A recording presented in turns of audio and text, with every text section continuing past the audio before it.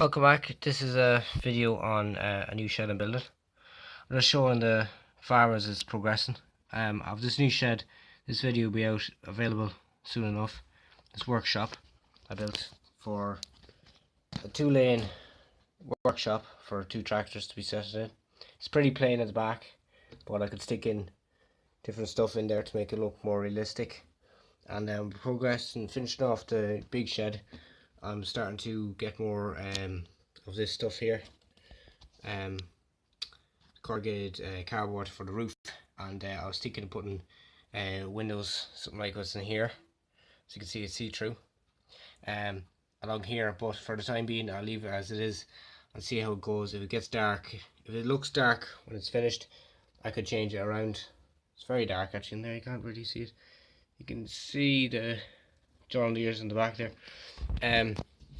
On this barn, which is already on the YouTube channel, is going pretty well, worked pretty well. Many people enjoyed it, hopefully, and if you subscribed, that's great, because there'll be more sheds to follow, hopefully. The fast track and the John Deere baler is in there at the moment, but now we're on to something really big. I've enough machinery sheds for the time being, even though that's a hay shed. I wanted to get a livestock shed. Even though I have a livestock shed, which is a brushwood, I was thinking of making a new one. So here it goes. Okay, so before I'll show you the shed so far, this is the build I'm going for. As you can see up the top here, I just done a rough sketch of what I was building at the. You know, it's good to do sketching. Sorry, but cameraman, which is me. As you can see, this is going to be the front. This is what I always had in mind, and then so this is the design I was coming with, where the machinery entrance is here, as you can see, and that be a shed here, and then the back exit for the cattle is out this way, and a tractor with a feed wagon could come in here, and there'd be bars along here for the cattle to go through and eat the meal as it went. But that's the original design. But in fact, as I went now, I think I'll actually, I think of it now. That's going to stay there. This is going to stay here, but I'm actually adding another entrance here. So really, tractors will be able to go out to this shed from this angle, because I've seen many sheds with real life farms where they go through here and out the other side. But then you're wondering what's going to be here. If I have a tractor parked here, say, your machine cannot go straight through. And I'm not doing a straight through shed either. Well, I am. So really, this is going to be like a yard piece, in fact, instead. And if I draw here, by me writing, it's not really good when it's with one hand. But this is going to be a yard piece, and then this is going to be the shed with a big opening here. So that is this is ruled out. So there'll be a new entrance, so this will be straight through, and you have your tractors in here. And so it's very good when you're building a shed, say, to plan ahead, because there's no point trying to start gluing stuff together and then you end up with a big just block of cardboard and don't know what you're doing. So this is the way it is in the plans. And now, as you all waited for, the shed itself. So it's a pretty big shed at the moment now. Moving. This is the yard piece I was talking about. The original shed would have came to here. That would have connected up with that wall. But I thought a better way of doing things would have been to do. This is just going to be a yard. The roof will come across here, and I'd be able to fit two trailers or a tractor or whatever in this particular spot as a farm piece. And I have my new entrance into the new shed here. As you can go down the whole, as you can see, it goes down to the side. This would to be a fence along here, and your cattle being here. I was thinking of doing I could easier cut a door out here for the cattle to go in, because out the back, as I'll show you now,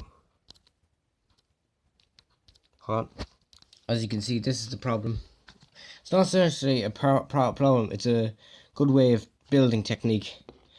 Say you have a bit of an edge on your platform. I recommend keeping it, and then when you're gluing on your top roof, you'll have to do some design along here to kind of, when the wall's here and then your galvanized is here, to adapt this piece in. I tried to glue it, but the glue was hot at the time, and you're trying to keep the shed in a straight order and that, and then it just sets, and then it's coming out from the wall at an angle slightly. It's not too bad, I get away with it. But I joined back up this wall here as well. As you can see, the way I joined it to, from the yellow piece goes to the grey. They're two separate pieces, and then this connecting wall just goes straight in, and I glued it all up. Glue it where you need. I recommend with a glue gun you can get pretty messy with certain things, and the way you do it nice and neatly is just plug out your glue gun.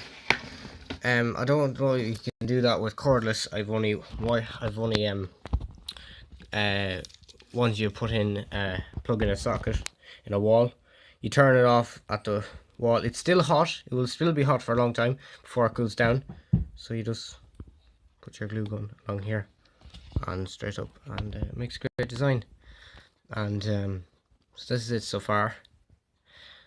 Hope you like this project so far, and now next job is plastering, put down the cement on the walls, floor, and this rest of the shed, and then I'll start gluing on with galvanise, and then come along with the green paint. So right, good luck. Hello, and hello. This is a update on the shed. I had to do a little bit of work with it with paint. Start to lay the concrete, as it were, and put in the floor. As you can see, I ran out around here, and I still have the inside to do. I only do the zigzags because to clean off the brush stuff. But I've the main walls done. That's what I wanted to get done for starters, so then I could start gluing on my galvanized sides. Sorry. And I made sure it's not going to have to be directly straight. The galvanized will kind of overlap this grey, so it will turn out even straighter than it looks at the moment. I'll have the rest of these walls done. I still have to do the back. I'll mix up more paint, and plan is that this shed will have it'll be green, and then this part of the shed is going to be red.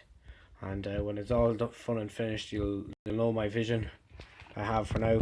When I was mixing the paint, I'm going to leave this defect in it, because it's light concrete, and then I was mixing some black in it, but the black was very dry. It was only lumps, and I finally got to mix in with some of the white, as you can see. I left this kind of a trail, and I tried to gimmick it to look like it was tractor tracks. I know tractors with the grips, but just to add that little bit of defect on the ground so far. So that's pretty good. I'm going to do I didn't do a time lapse of this, but I'm going to do a time lapse of the rest of me painting this, and hopefully gluing on a couple of more parts. I'm going to raise up here this shed piece here, so this shed would be like an A-frame, and this one would have a slant shed going straight across here, going downwards, and it'll all look really nice in the end. Right, so let's get to work.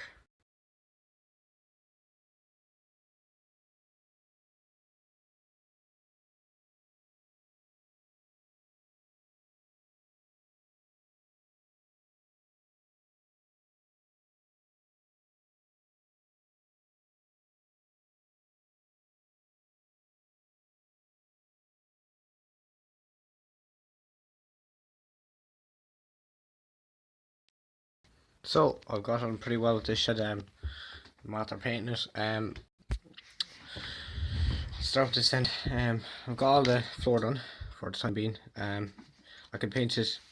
I'll have to get more of that white paint, and I'm low on paint as it is on other projects as well. I'm gonna invest in a fair bit of paint. Jenny, See, that's a piece. Just when I was cutting it out, it must have come out. Well, you won't see that one as corrugated. As you can see, I've not gotten all the roof in here. I've only got to the main drive through, which is our driving area, which is grand because when it's going to be filled up with, when I'm going to put a fence along here and the cattle will be here, you wouldn't be really, you'll be more looking at the cattle than you would the floor in this area. So I think it'd be okay for now. The male fuel, it looks really solid actually, even from this angle on the camera. And then up here, I finished off here. You can see a bit of a difference. It looks like there was some distortion. Whatever rock was being used as cement when they were pouring the cement here. But actually, what the fact was, I was actually going to use drops of water in the last bit of paint and mix it, and try and get as much paint dissolved in the water, and then put it out. And once that's dried, it'll hopefully come out like this colour here. I've actually run through this again because there look too many outline marks. It looks like the shed must have been driven through with a tractor with paint on its wheels once. You know, it looks a bit too, it's supposed to look realistic, not like it's just there to be tractor tracks. It needs to be like, look like it's been used. So I've done that. So next onto the roofing, and hopefully the corrugated metal iron around the shed. Right.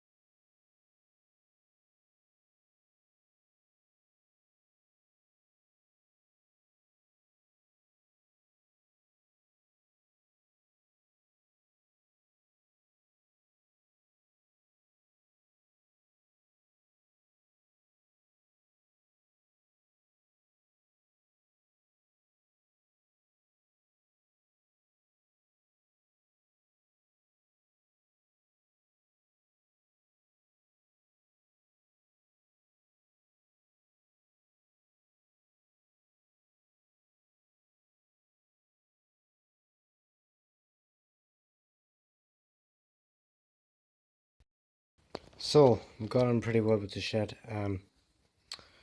As you can see, I've painted a lot. I've run out of mix paint. It looks like there's very little paint left. There's only the surface paint that's dried on the plastic now. I've just the new shed panel on the far side. I've gone on pretty well with this shed. I've tried a new method of using a little piece of cardboard and then shoving it under the thing, painting it, and then revealing this beautiful wall, cement wall that really sets it off. It's funny, this shed is the same as the other one I made. It really makes it look really dark, but in fact it's actually pretty bright. Up here, once I'm finished with it, I'm going to be cutting out the galvanized and then putting in the clear card going across, so you can see into the shed. But from here on out, it looks pretty well, in fact. And this plan for this piece of the shed will not be in that green. I'm going to split it up and make it red to give difference, you know. Alright, grand.